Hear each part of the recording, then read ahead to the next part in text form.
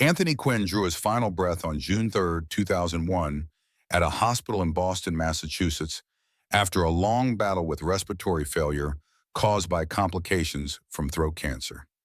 He died at the age of 86, leaving behind not only a towering legacy in film, but also a family shaped by silence, distance, and contradiction. To the world, he was a symbol of bold masculinity and cultural transcendence, a Mexican-born actor who defied racial barriers and stood shoulder to shoulder with Hollywood's greatest icons. But behind the fame lay a far more complicated story. Quinn was a father to at least 13 children, born from 2 marriages and multiple affairs, scattered across decades and continents. What happened to the kids born into a legacy too large to carry? Below is the story of those children.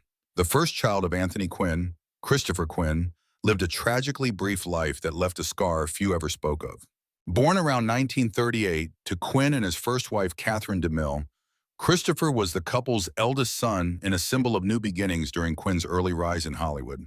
But in 1918, at just 2 or 3 years old, Christopher drowned in the lily pond of W.C. Fields' estate during a family visit, a moment of horror that shattered Quinn and DeMille's young marriage.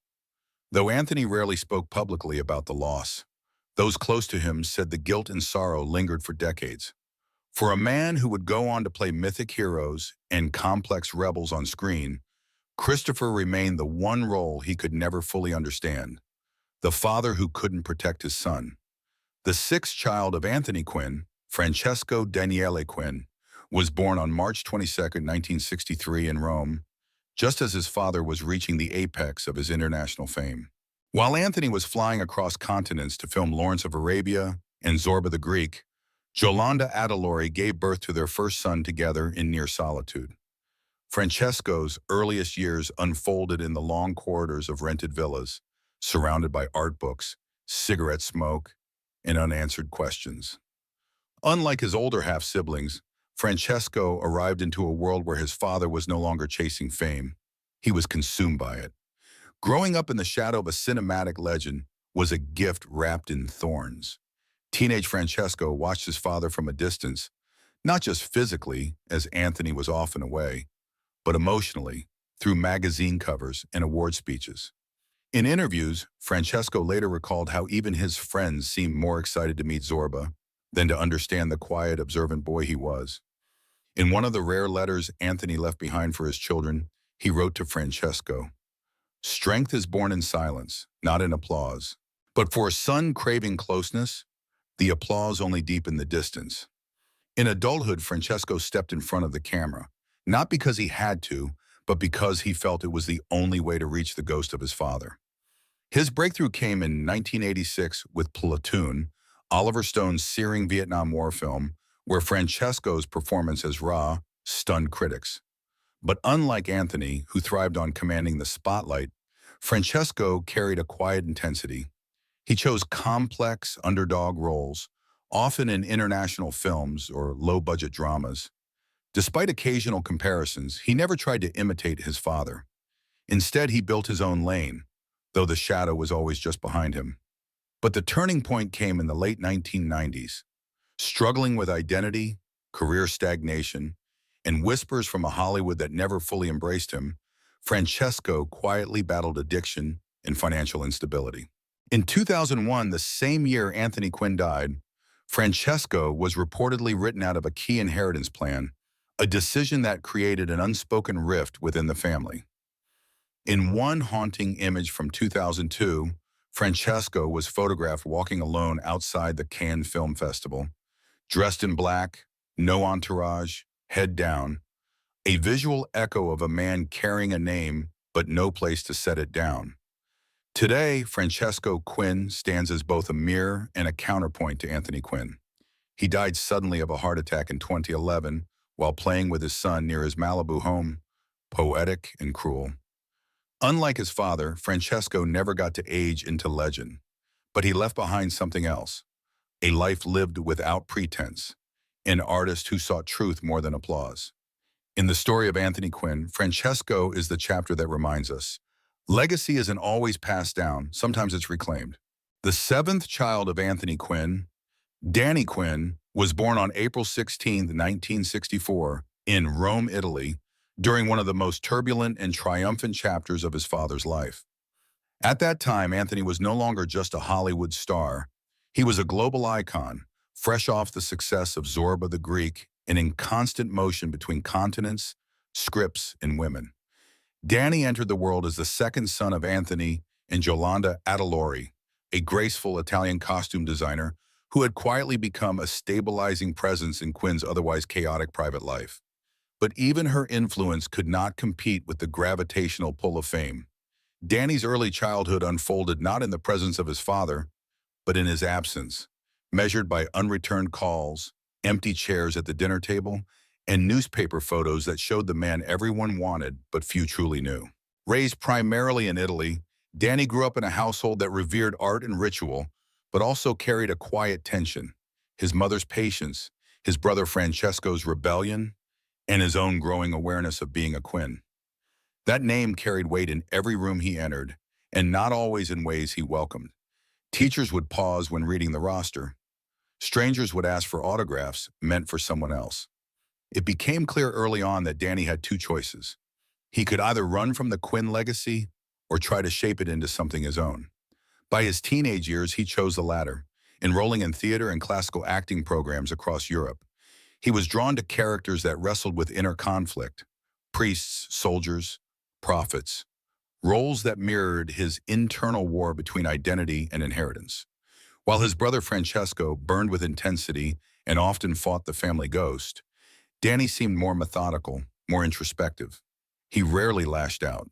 He listened, absorbed, and waited. In the 1980s, Dany began appearing in European and independent films. He was tall, solemn, and photogenic, with a kind of silent gravity that made directors take notice. Yet he never chased stardom in the way Hollywood demanded. Instead, he gravitated toward projects that explored faith, morality, and sacrifice, an aesthetic far removed from the glitter of red carpets. In '99, he was cast as Jesus Christ in Jesus of Nazareth, the sequel, a production aired across Europe during Easter. Critics were surprised. Here was a son of Anthony Quinn, famous for playing rebels and seducers, portraying the Messiah with haunting restraint. Viewers found his portrayal profoundly human. There was no fire and brimstone, no Hollywood dramatics, just quiet compassion and deep pain behind the eyes. Many said it was the role he was born to play. Dany, however, dismissed the acclaim. "The work speaks." "I don't," he told a journalist when pressed about his lineage. But the Quinn name was never just a title, it was a battlefield. When Anthony's health began to decline in the late 1990s, tensions among the children from his multiple marriages began to simmer. By the time Anthony passed in 2001, the Quinn estate had become a quiet war zone. Francesco and Dany, both sons of Yolanda, found themselves excluded from portions of the inheritance amid what some sources described as strategic omissions. Dany, unlike Francesco, did not publicly challenge the family or give interviews to air grievances. Instead, in 2002, he made a discreet but symbolic gesture. He donated several inherited art pieces to a monastery in central Italy and began teaching drama at a small Catholic university. While other siblings tried to define themselves through celebrity or activism, Dany disappeared into faith, privacy, and simplicity. It wasn't resignation, it was clarity. In his mind, legacy wasn't something you chase. It's something you carry quietly or put down when it becomes too heavy. Though rarely in the spotlight since then, Dany's life has remained quietly impactful. He has continued to act selectively, appearing in religious and independent European films that often bypass mainstream notice, but remain deeply respected in faith-based cinema circles. He has taught acting workshops across Italy, helping young performers find truth in performance rather than attention. And while he has never written a memoir or produced a tell-all, former students and colleagues describe him as disciplined, spiritual, and deeply reflective, more monk than movie star. In the story of Anthony Quinn, Dany is not the loud chapter nor the tragic one. He is the paragraph most readers overlook, but that holds the moral weight of the entire book. He did not rebel like Francesco, nor disappear entirely like other siblings. He chose his own script, rejected the applause, and wrote a quieter ending. If Anthony Quinn symbolized conquest, ambition, and the hunger for immortality through art, Dany represents the counterpoint: humility, restraint, and the courage to leave legacy behind in search of something more eternal. In a family that often burned bright and fell hard, Dany Quinn stands as the steady light, distant, quiet, but still shining. The eighth child of Anthony Quinn, Lorenzo Quinn, was born on May 7, 1966 in Rome, the youngest of the three sons Quinn had with Yolanda Adelori, and the last to grow up in the long, complex arc of their fractured family unit. By the time Lorenzo arrived, Anthony was drifting further into the mythology of himself. He was no longer simply a father or a husband. He was an icon moving from one film set to the next, often too consumed by the weight of his career to see the small, essential details unfolding at home. Lorenzo grew up surrounded by statues, scripts, and shadows. And it would be those shadows that later shaped his entire creative life. As a boy, Lorenzo felt the absence of his father in the same way others feel the seasons. Not sudden, not sharp, but ever present. While Dany sought clarity through faith and Francesco searched for emotional truth through performance, Lorenzo was the quiet observer. He absorbed everything: the silences between his parents, the pressure of the Quinn name, the conversations in languages he didn't yet understand. Drawing came naturally to him, and so did sculpture. Even as a teenager, he found comfort in the permanence of form. Marble didn't lie, clay didn't leave.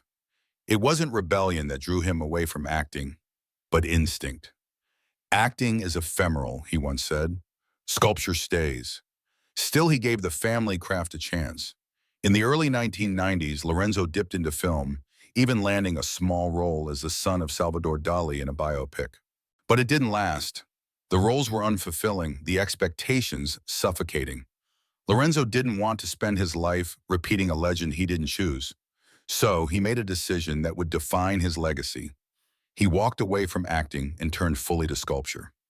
He studied formally at the American Academy of Fine Arts in New York and later settled in Spain, where he began building what would become one of the most respected reputations in contemporary figurative sculpture. His breakthrough came with large-scale installations that married classical technique with emotional power. Hands holding bridges, bodies reaching for hope, structures about unity and fracture. In interviews, he often avoided speaking of his father. But in his art, the influence was unmistakable. His most iconic piece, Force of Nature, features a female figure hurling the earth through space, a visual metaphor for both maternal power and chaotic destiny. Many critics saw in it a reflection of Yolanda, the mother who held the family together as Anthony soared elsewhere. Others saw Anthony's gravity, always in motion, always impossible to catch. But the turning point in Lorenzo's life wasn't rejection, it was reconciliation. In the final years of Anthony's life, Lorenzo re-entered his orbit. They shared quiet conversations, mostly about legacy, art, and faith. Unlike other siblings, Lorenzo never confronted him with blame. He didn't need apologies. He only needed perspective. And perhaps it was that emotional detachment that allowed him to carry forward the Quinn name in a way that neither imitated nor condemned. He chose bronze over Broadway, permanence over performance. And in doing so, he created a legacy that stood not beside Anthony's, but completely apart. Today, Lorenzo Quinn is one of the most celebrated sculptors in Europe, with work displayed in Venice, Dubai, London, and beyond. He speaks not with sound, but with steel and silence, shaping narratives with his hands in ways his father once did with his eyes. In the grand mosaic of the Quinn family, Lorenzo is the son who found stillness inside the storm, the one who refused to act out the role life assigned him and instead carved his own truth, piece by piece, in stone. Beyond the spotlight that followed Anthony Quinn and his three most recognized sons, Francesco, Dany, and Lorenzo, were 9 other children whose lives unfolded in quieter corners, far from red carpets and public tributes. Some were born from his official marriages, others from complex relationships that rarely made headlines. Christina, Catalina, Duncan, and Valentina Quinn, his children with first wife Catherine DeMille, grew up during the early height of Anthony's fame, a time when the actor was still climbing and the family was struggling to remain a unit. After the tragic loss of their eldest brother Christopher in 1941, the remaining siblings watched their household fracture under the weight of ambition, distance, and the toll of a father rarely home. While none of them pursued acting on a significant level, they carried the Quinn name into adulthood with grace and discretion, choosing paths in education, design, and private industry. Later children, like Sean and Alex Quinn, born during Quinn's relationship with Los Angeles event producer Friedel Dunbar, lived in a different reality altogether. These were the years when Anthony was already aging, yet still surrounded by the mystique of past glory. For Sean and Alex, fame wasn't something to chase, it was something to manage. They've remained largely anonymous by choice, surfacing only briefly during family estate discussions after Anthony's death in 2001. Then there are the two youngest, Antonia and Ryan Quinn, born in the 1990s to his final partner, Catherine Benvin, when Anthony was already in his 80s. For them, he wasn't a global star, but a soft-spoken old man who told stories in broken Spanish and fell asleep early. They were too young to fully grasp the weight of his name before he passed, and in many ways that may have spared them the pressure that defined their older siblings' lives. Today, most of these children remain out of the public eye, by intention, not erasure. In a family defined by spectacle, they chose silence. And perhaps that choice in itself is the most profound rejection of the legacy they inherited. But Anthony Quinn's story is only one thread in a much larger tapestry, a world where greatness on screen often casts shadows too deep to escape in real life. Beyond the applause and the golden statues lies a family divided by distance, silence, and unanswered questions. Fragments of a legend few dared to piece together. In the episodes ahead, we'll continue exploring these forgotten heirs and hidden lineages, where legacies aren't inherited, they're survived. Stay with us. The next story waits just beyond the spotlight. If you don't want to miss what comes next, subscribe to Legacy Uncovered and join us as we reveal more untold lives behind the legends. Thank you for listening.